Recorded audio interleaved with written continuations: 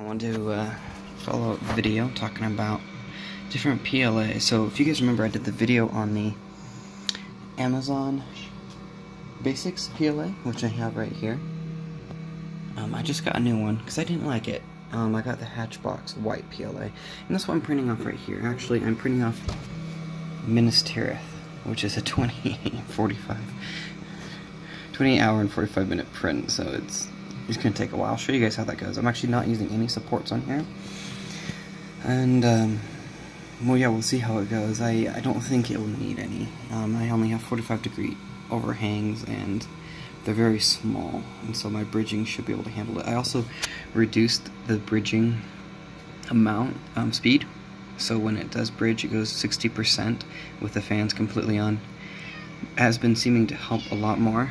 My kitten wants to say hello, right? Yeah, that's what I thought. And actually, I was going to show you the basic cube, the startup cube, but I believe he took it. So it is no longer on my desk. But I can show you some other examples. And so here I have a long crate I made for Dungeons and Dragons, which, if none of you could tell, I do like. And it actually turned out really well. It was actually a lot easier to stick to the bed. I had to print it at normal temperatures built into the machine. The only thing I changed is I made it slower so I get higher quality of prints. And as you can tell, it came out really nicely. I also made these small little cubes, but I messed up on the small cubes, and that's more in the coding. So I actually designed all of these myself. I wasn't pleased with what was online, so I'm like, oh, you know, I'm going to make my own miniatures for D&D. I actually even made a little bar table with some rum inside, and then a little cubby for whatever else you might think of, and some barrels. And this is the Amazon Basics PLA. So let me.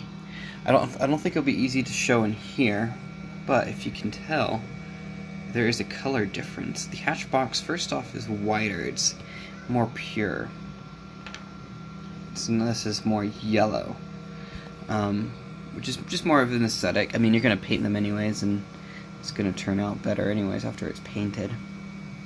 But the other thing about it is they just seem to be more solid, more stable, more sturdier, easier to print with, less of a hassle.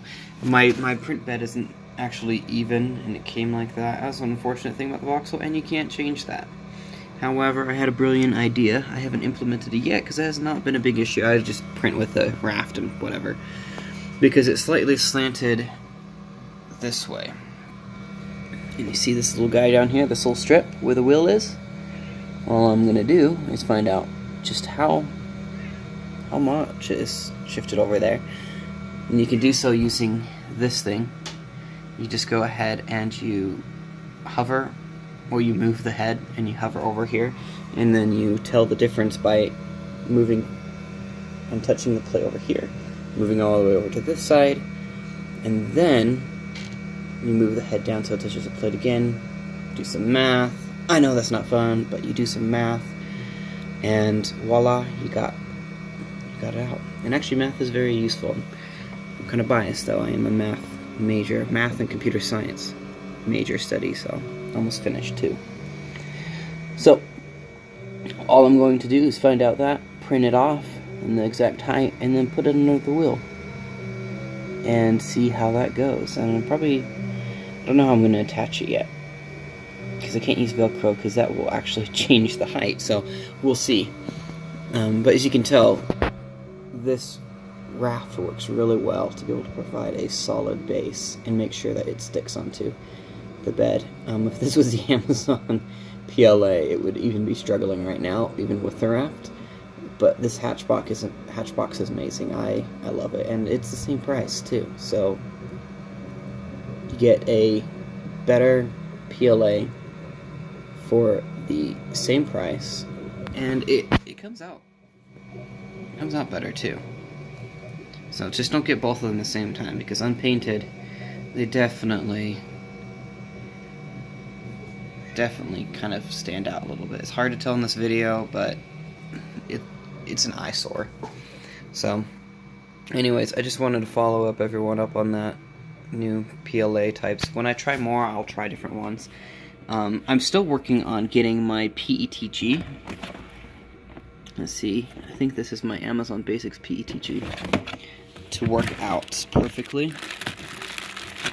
I'm able to print with it, but I'm having some issues, and actually I think it has to do with the extrusion mount, so I'm going to change that and see if I get it well on that one, because I'm close to getting it perfect. It's still just not working quite right. And so I'm going to change the extrusion retraction so that when it is retracting back in, it's going to retract less. I think that was a big issue with it. And we'll see where it goes from there. Oh, another thing I really wanted to point out about the Amazon Basics PLA. This thing jams all the freaking time. And that's probably just my settings. I was able to get it down a lot better dealing with that extrusion retraction. But I had to continually unclog the machine by taking its nozzle off, which, by the way, is super easy on this machine. The only unfortunate part is they still haven't released the extra nozzle that you're going to pay out of the nose of, because it's probably going to be expensive since it's proprietary. But I'm still very excited and glad about this machine, because it's precise, it's very accurate. Like, it beats a lot of my friends' 3D printers that I've seen as far as how detailed it can go.